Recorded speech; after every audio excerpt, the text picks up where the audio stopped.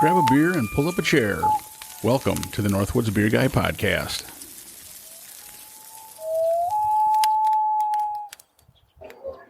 All right, we are at stop 2 on our Cedar Falls, Iowa beer drinking expedition. Yep. So, Jim, we are at Lark Brewing.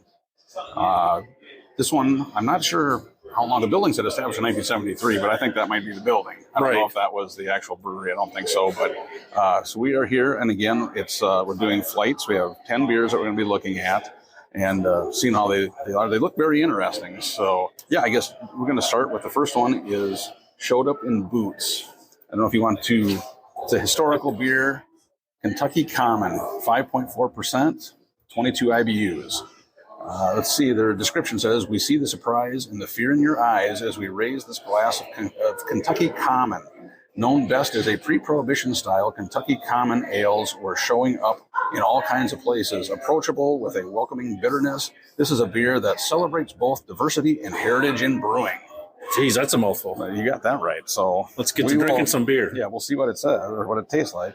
Ooh, it's got a interesting aroma. Yeah, I mean, its flavor is pretty mellow. Yeah, it's not. It's got a little dry finish, it seems like. I guess I'm underwhelmed again. It is different. I'm not impressed. So I don't know what a historical beer means. Must be an old style, but I don't know. There's not a bad aftertaste, but there's not a real taste. There's not. I mean, I guess I was kind of expecting a little more. Yeah, I mean, especially with the way they talked it up in their little write-up here. Right. You kind of have a big anticipation, and then there's nothing there. Exactly. I mean, I don't know how to really rate it because it's just one of those that there's not a whole lot going on. Let me try it again. Yeah, that's different. I don't know. So, what did you think of that one? How many stars do you want to give that? Honestly, I'm thinking 2.5. I mean, I could go. I mean, I was even thinking lower, but I'd go with 2.5. And I mean, it wasn't bad, but there just wasn't a whole lot of flavor to it, in my opinion. I don't know. It's 2.5 is probably right about there. Okay. Let's see. So the next one we have is American AF. What do you think AF stands for? I'm joking. I'm pretty sure I have an idea. I think you can up there know what that means. But this is a golden ale, 5.6%, 10 IBUs. And their description on this is, call it a lawn mowing beer. Oh, well, we always need those. Call it the easygoing sip o' sunshine that sits just right. Just don't call it a lager. American AF is brewed with a Kveik yeast strain that mimics some of our favorite lager characteristics. This unique yeast strain, a simple grain bill, and crystal hops from Cedar Valley Hop Company produce a clean and presentable beer, one that everyone can agree on. All right, let's hope so. So we'll see if this thing is ice cold and it's a hot day. Well, it's definitely clear. It's almost like it looks water like, with a little bit of food coloring in it. It looks like a bigger beer, you know. So yeah, I would say on a hot day if that's ice cold, I think that'd be pretty decent. Honestly, I mean it does have some flavor, not over the top or anything, but it's one of those you could drink. I think you can drink a number of them. Yeah, I think on a hot day, the ice cold beer like this, you could probably do a 12-pack. Probably, yeah. Wouldn't want to be mowing the lawn after a 12-pack. Right. You could definitely put a few of these away. And I mean, they're only at, 5.6. 5.6. So it's not over the top and with alcohol either. And I mean, but again, there isn't a lot of flavor. Correct. But when you're going to drink a few, more than just one, this is the kind of beer you probably want to drink. Right, exactly. Yeah, I don't mind it. So what are you thinking for a score on that one? Well, again, I think the hard part was, there isn't the flavor, but it's not one of those that's not bad. So, I mean, I'd go high 2s, 2.7, 2.8. Yeah, I was thinking 2.7. Okay. Again, like you said, if it had a little bit more flavor, I think it would have, because it drank very, very easy. Yeah, very nice. The flavor just kind of... now, when you guys see when we post the pictures of the flights, you'll see this flight is a little bit lighter on some of them, and then we get into kind of the darker stuff that we're kind of looking forward to. So the third one in here is Clutched Dragon Pearls. Now I picked this because I don't know what this. It says specialty grain. 6.3%, 30 IBUs. An afternoon tea is just that much better when your tea is also a beer. A sweet rice ale kissed by sands and glacier hops, the lights on here, is balanced with jasmine dragon pearls from the tea cellar in Cedar Falls. Wow. Giving a light and floral aroma and taste. Pair this delicate beer with snarky side eyes in the company of besties. Wow. Well, it's really talked itself up there, buddy. I hope it can. I'm not really sure about the. It'll be interesting. If it's a rice ale, it's going to be kind of like some of the bigger beer companies. Yeah. Or whatever they're called now, whoever owns them. Okay, that's kind of surprising. You can taste, it's got to be the jasmine. Is that what that is? It's like a floral thing to it. It has flavor. Yeah. I'm not saying if it's good or bad, but it has flavor, and it's got to be the jasmine. There's a floral note to it. Yeah. Unfortunately, I'm not a big fan of this. I'm not. That's not my wheelhouse. For if I want to go bite a dandelion off, I'll do that. But I'm not sure I can put it in my beer. I don't. It's not offensive. Would I want? A couple pints of it? No, probably not. But you don't like that one, do you? That one. I don't know what. Okay, so I better let you start the stars on this because I'm personally I'm thinking like a 2.6, 2.7. But what do you think? We'll hash it out here a little bit. I guess I'm not, because it talks about tea in here. I don't know. I didn't get any tea. I definitely got the jasmine, that floral note, but I didn't really get tea. I could probably go like a 2.4. Just because it's a little bit below. Sure. Or is it just because I'm not familiar with these flavors that they're putting in here? Because it's not offensive, but it's just not something that I'm accustomed to drinking. Right. Yeah. We could let's do a happy medium, do a 2.5. Yeah. Split the difference right now. Yeah, because it was different. And like I said, I'm almost positive that's that jasmine, the floral note in there. And it was a little different. You don't usually have beers that have that in there. No, and I'm thinking I know why. So, yeah, interesting. Okay. All right, that was our third one. That was our third. Our fourth one is Kingpin Porter. It's an American Porter, 6.4%, 21 IBUs. Good. So Here we go. Kingpin Porter is the last in its lineage. Celebrate with aroma of roasted coffee and chocolate. Drink in the slightly bitter but easygoing finish. Don't let the darkness fool you. This beer is approachable and relaxed. All right. Well, so my hopes are up on this porter. Yeah. It'll probably be very much different after that last one. Oh, yeah. You can smell the roasty in it. Ooh, yeah. There's an aroma there. Mm-hmm. Not bad. I think it's pretty good. Yeah. Because it is a porter. You can definitely tell it's a porter. The color, the aroma. Yeah. I guess I'm just trying to piece that flavor together, that taste. It's got definitely can taste the roasted, coffee, a little bit of the chocolate, I guess. I do get more of the coffee. Yeah, I don't really taste as much of the chocolate, but maybe that's what's making it a little smoother. But it's and like I said, after that, the jasmine one, it's definitely the other end of the spectrum a little bit. Right, and I think this is probably one of our better beers we've had so far. So far, yeah, I would agree. Right now, I'd say this is probably the best of the four we've had so far. Right. You and I usually like a porter or a stout, so I think we had high expectations for this. I think it did come up a little short, just in my opinion. Yeah, I'd agree. Compared to other porters, we have definitely had it. Well, it all depends. If you have a robust porter or this is an American porter, so it's going to be a little bit mellower, I think. Okay. Where some of your robust ones are a stronger flavor to them. But it's not bad. I don't mind it. But so what are you thinking? Are we close to 3? Do you think it's at least a 3? Yeah, I'd go through. I think it's a 3. Okay, stay right at 3. Yeah, is that what do you think? Yeah, I was thinking right that same spot. All right. Getting ready to finish our first flight. The first flight. So this one, the last one is Belfast Down. It's an Irish red ale, 6.5%, 25 IBUs. This is a Lark interpretation of a traditional Irish red. Old World and American malts are perfectly blended to enhance flavors and aromas of rich toffee, creamy caramel, dark chocolate, and roasted coffee. Brewed with EKG and Sans hops and lightly carbonated, true to tradition. Welcome to Belfast Down. Wow. So what are enhanced flavor aromas? Rich toffee, creamy caramel, dark chocolate, and roasted coffee. So there's quite a bit going on. There's quite a bit going on there. Let's hope that they're able to mesh all that together. I'm just not. I'm not picking up a whole lot of aroma. All right. Let's hope this fifth one is a good one. I'm really not picking up a whole lot of. I think there's a little bit of toffee, I think. I think that's at the end. Yeah. But I'm not really picking up a lot of. I don't get any coffee. No, their flavors are not. None of the flavors are standing Now, out.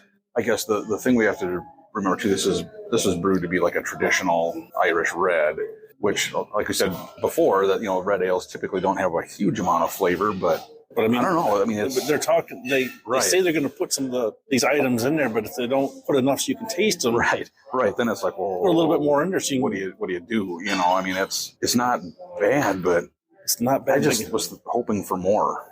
Right. I mean, and again, you want to put the brewmaster wants to put those items in there, to have that flavor come out, but then not put enough so you can taste it. Right. You're just kind of wasting their time. But I mean, it's not bad. I mean, it's not offensive. Nope. But you can't taste the things he's trying to bring out here. Correct. And it's just, I don't know. Like I said, I'm reading what all was in it. I was expecting a little bit more, and it's definitely different, I guess. Yeah, I don't know. What do you think? What are you thinking on stars? Boy, I'd do another 2.5, like an average. Myself. Yeah, I would too. I mean, I'm not. So on the first flight, I would say the top one was the Porter, the Kingpin Porter, the American AF, for, like I said, a lawnmower beer. Yep. I think that was second. And then, I don't know, I guess of the other three, myself, I did like the Jasmine one, but those three were kind of distant. And I think the overall theme that I'm seeing with this first flight is there's not flavors that are going to really jump out at you. Right. This would be a good place. I mean, if you want to start off trying some of these beers, you can go because I mean they're low on IBU. The flavor's not going to jump out at you. It's not the alcohol content is pretty reasonable. Minimal. I mean, it's 5s and 6s. So yeah, you're right. I mean, if you haven't ever tried some of these styles, these would be decent ones to try. Right. But if you're an experienced craft beer drinker, this may not be in your wheelhouse. Right. You might not, you may be looking for a little bit more. Right, for sure. All right. So now we got I don't know if you mentioned, but when you walked in, did you see how many of those taps are up around the wall? I mean, they got quite a selection. They have a lot of beers. I mean, we're just doing 10 today, but I mean, they've got to have Probably at least 20. 24 or better, I bet. I mean, they got a lot of taps on tap. Yeah, and it's all their beers. So I mean, the place itself, it's really kind of a neat. It's kind of like in a mall here, isn't it? Yeah, so it's kind of close to the campus. Yep. And when you come in, I mean, it's kind of a neat little just the look and feel of the bar. Right. It's a cool place. There is a sign I'm sitting there looking at. It says "One good beer deserves another." So how can you argue with that? Yeah. Well, let's hope the second flight. So the second flight we stepped it up a little bit. We have a couple of barrel aged beers and a couple other ones that are I didn't know what they were, so we're going to give them a whirl and see what happens. So perfect. The first one we have on this flight is Low Key High Def. It's a black IPA, 7.6%, and it's 70 IBUs. Okay. So this is quite a step up in IBUs. This has some flavor right here. Oh, yeah. Well, let's see what they say. The flavors of dark and roasted malts contrast the bright citrus and vibrant pine hop characteristics in this curious and unique beer style, featuring Simcoe, Citra, Chinook, and HBC 522, which I'm not sure what that is. Low Key High Def carries the aroma and feel of that one camping trip when we lit the fire as the birds fell quiet and the stars were clear in the sky, revealing the trees to their true size around us. Pair us with that feeling. Oh, this is made for a NorthwoodsBeerGuy. It kind of is. So we'll see what happens. Oh yeah, you can smell the hops. And just for everybody's edification, I am not an IPA guy either. So our ratings might be drastically different on this one, but it's a black IPA, so it is a dark color. Yeah, that's an IPA. There's no doubt about that. Yeah. I mean, you definitely get that hop aroma.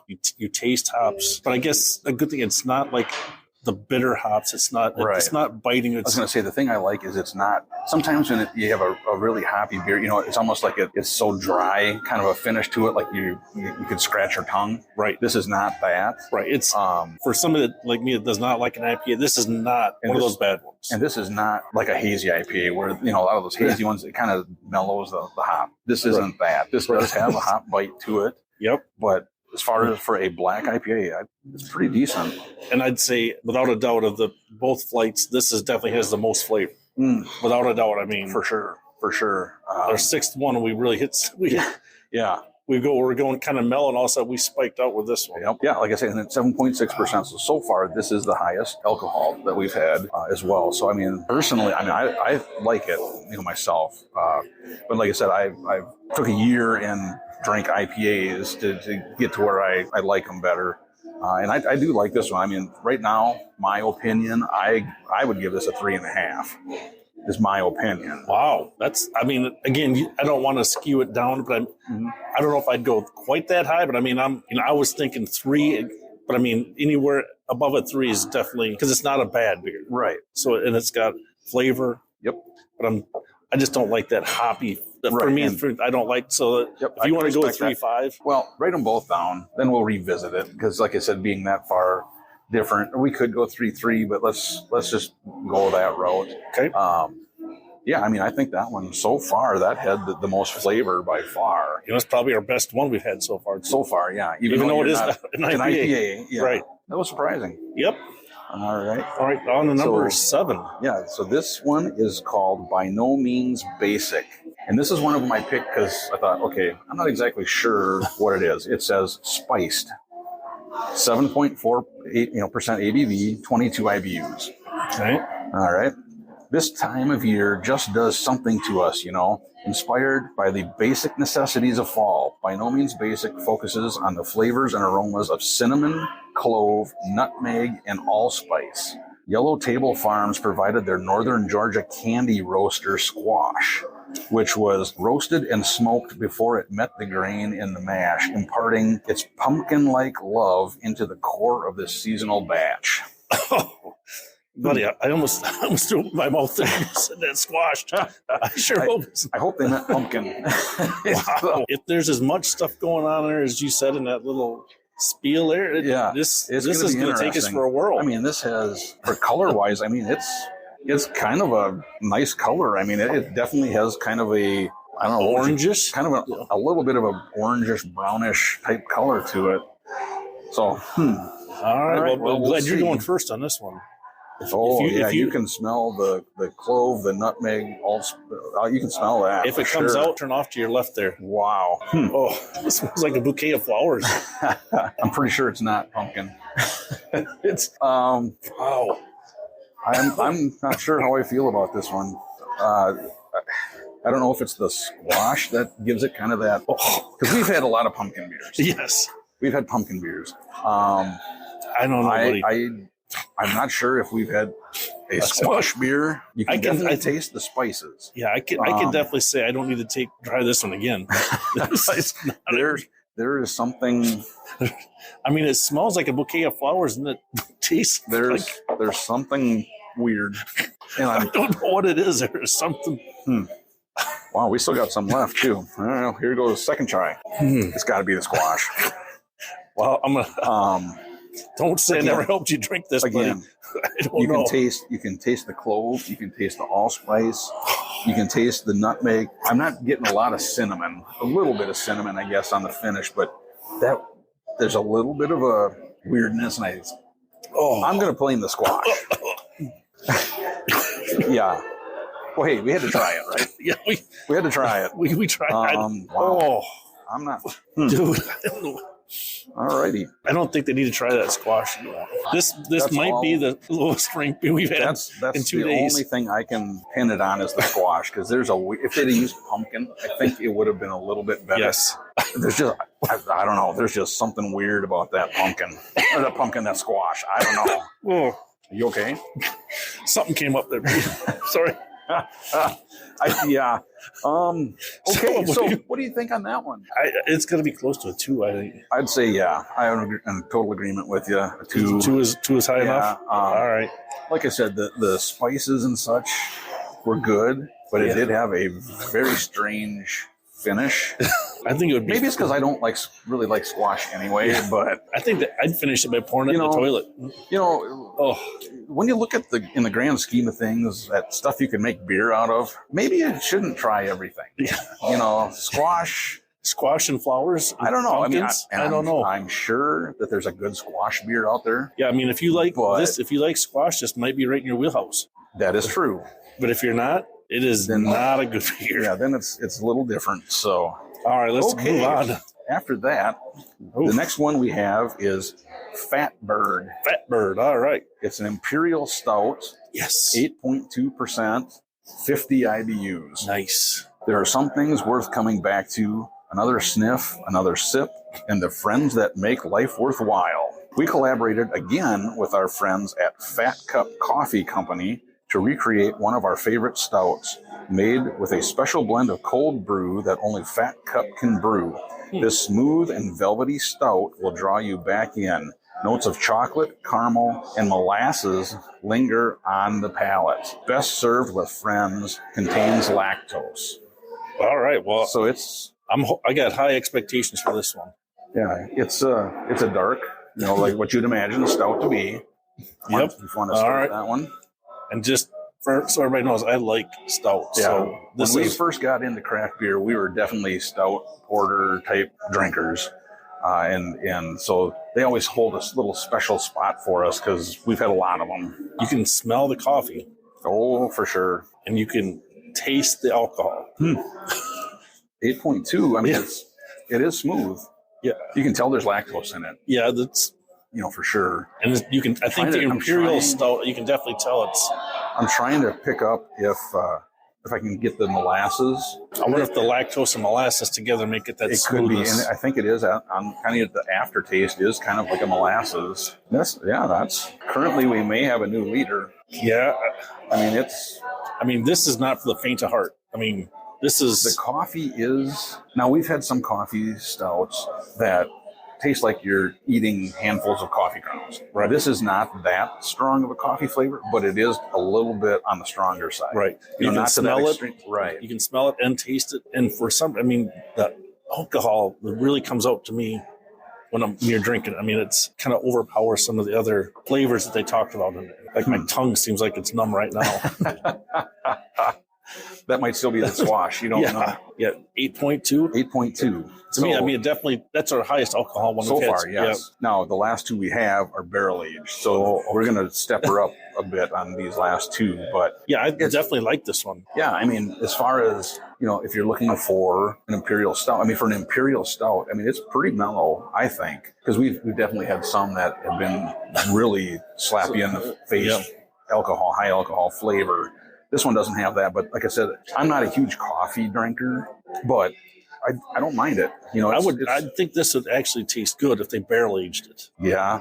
I think that would have the perfect combination there. Wow. So what do you, for stars, what are you thinking? Well, just based on some of the ones, I'd say at least 3.3, 3.4. You think it's that high, or you think it's? I agree with you. I was thinking 3.4. Okay. 3.4, 3.5 is what I was thinking, but let's go 3.4. Yeah, I think it would have been a little bit higher if some of the other flavors that they talked about maybe came forward a little more. The coffee kind of overpowered a little bit of some of the other stuff. Yep. So, all right, we're down to our last two. Yep. And this is barrel-aged Felonious Hunk. Oh. There you go. Well, I see they do have a non-barrel aged. Correct. So, and those are both the same alcohol and IBUs. Interesting. Yeah. So this is a Belgian strong dark ale, which is kind of a little bit darker than a caramel color. Right. It's not super dark. Let's see. It's 9.5%. So we stepped it up a bit. One more notch. And 46 IBUs. So their description is, our Felonious Hunk was aged in a Cedar Ridge barrel, lovingly supplied by our friends at Happy's Wine and Spirits for 9 months. This bourbon-kissed ale maintains its complexity and sweetness. Pairs with this rare release with friends, family, and the nights you just need to feel a little toasty warm. Oh, all right. All right. Go for it, Jim. So give it a whirl. Well, yeah. We're down to our last two. So this is a Belgian strong. So it's going to have, I'm sure, it has Belgian yeast in it. So it's going to have that Belgian flavor is what I'm guessing. Ooh, it's not bad. It smells like a Belgian beer. It's not bad. I mean, it's definitely Belgian crafted. On the initial taste, I thought the alcohol was going to be way more like punch in the mouth. Right. But it dissipates real quick. Yep. And then it's got, and I'm sure it's the Belgian part of it. It's got a little bit of a almost like a tart finish. It's hard to put your finger on exactly. Yeah, I don't know if I should say tart or not, but it's got a kind of a little bit of a weird. I didn't know if that was a Belgian style. Is that, you think, what? Yeah, because Belgian beers all have kind of a similar note to them, and I do think that's what this is. But it's there's a little bit of a they took the Belgian so far and then it was gone, right? Real quick, and it's like it's confusing a little bit. I mean, but by no means is it bad. I mean, it's for a 9.5%. 9.5. You definitely can't drink a 6-pack of this. No, you could, but you probably wouldn't want to. Probably have to have somebody help you out with that. Right. It's a barrel aged Belgian strong dark ale. And I guess what's weird is, so even all the stuff they talked about when it says barrel aged, it doesn't say it's bourbon. They don't actually tell you. Yeah, this bourbon kissed ale. So it is bourbon. It was bourbon barrel. Well, that's good. I don't pick up much of the bourbon flavor. Right, that's what I was wondering, because I thought maybe that might balance the Belgian style they make it. Yep. I can totally understand and agree. Like I said, I don't pick up Belgian or the bourbon. Right. So I don't know if the Belgian flavor kind of overpowers it, or if it just, it wasn't that strong of the bourbon this is definitely, barrel. I don't know. Definitely not a bad, in 46 IBU is not bad. No, exactly. It is definitely, I think we got the right size glass for that one. You don't want to drink too much. You really feel that. That is different. I mean, man, what kind of rating would you give that one? That is, again, different because it's barrel aged Belgian. Yep. I mean, I think it's definitely up in the 3.5 range, isn't it? Yeah, I would agree. What do you think? Yeah, I 100% agree. Okay. I'm thinking a 3.5. All right. It was a little confusing. And like I said, again, I didn't pick up the bourbon. Right. Which isn't bad, because we've had some where that way overpowers all the flavors, but this one, it was pick it up at all. Right, bourbon barrel, but you don't taste it. You could tell it was a Belgian strong ale for sure, but I didn't pick up the bourbon. So all right, we're down to our last one. Is our last one, and number this 10. one, this one has the longest name I've ever. Good luck on that. Yes, the waitress didn't even know what we were saying. Confluence Old Chungus. Chungus. I hope it's Chungus. Bourbon barrel aged Scottish style wee heavy ale with heather. Wow. Scottish ale with heather. With heather. Scotch ale 11.5%. Nice. So this is the highest by far. Yep. All right. So here's what it says: meet Old Chungus of Clan Chungus. Of course, equal parts kind, wise. I don't know what that word is. Round and downright adorable.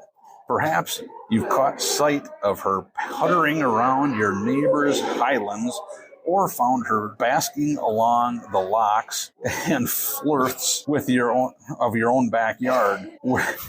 This is wow. Okay, we're proud to pay tribute to this chunky old timer with a beer as well aged as its namesake. Sweet and rich malt character marries perfectly with notes of baking chocolate, oak, and vanilla from the barrels, and a pleasant bourbon heat running throughout. A perfect tribute to the rotund matriarch. This beer is a great example of why you should always respect your elders.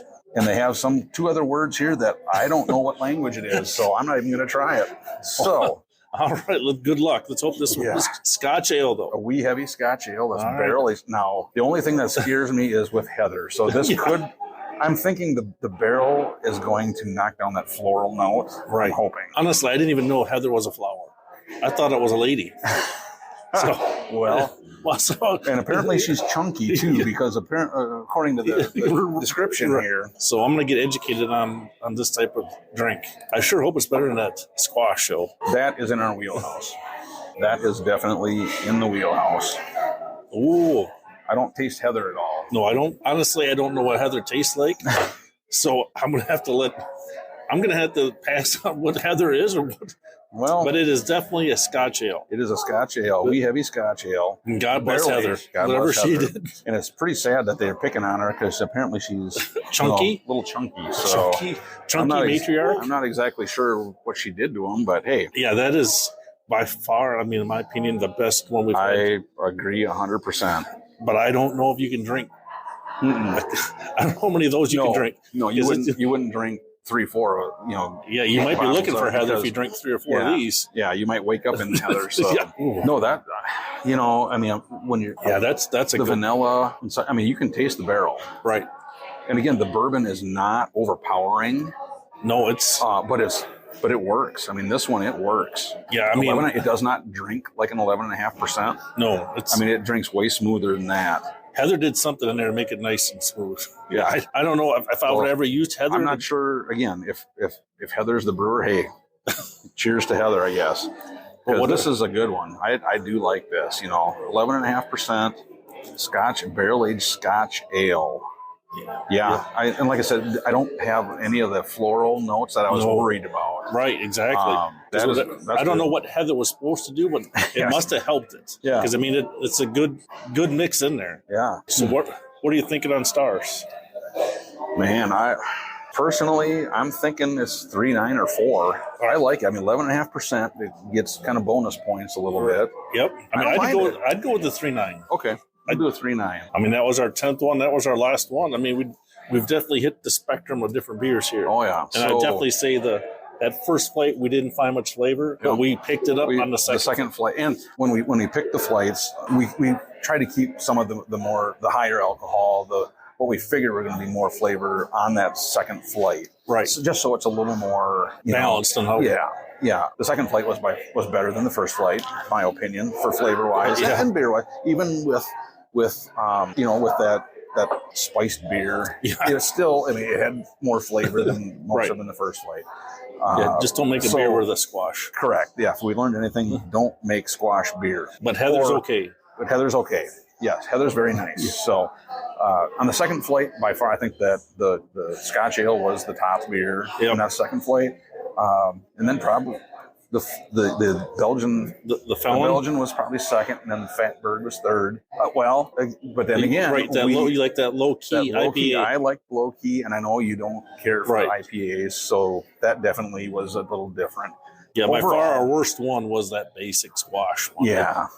So overall, I think the best beer of the 10 we had was the last one. Yeah, I think that was the winner for sure. If you're in the area and you stop here at Lark Brewing, for sure try the Confluence old Chungus. That was, like I said, that was the winner of this one. I'm glad if you brought me along to this one, buddy. This is pretty good tasting. Oh yeah, for sure. So yeah, all right. So folks, that was our little beer tasting here at Lark Brewing in Cedar Falls, Iowa, and we're probably got one more stop yet, so we'll pick this up again. But yeah, I mean, like I said, I was impressed. I think they did a good job, and again, Heather good, squash bad. Spot on, buddy. All right. Thank you for listening to the Northwoods Beer Guy podcast. If you have a question, a comment, or a beer you'd like us to review, please feel free to send us a message at northwoodsbeerguy@gmail.com. You can also find us on Facebook, Twitter, and Instagram.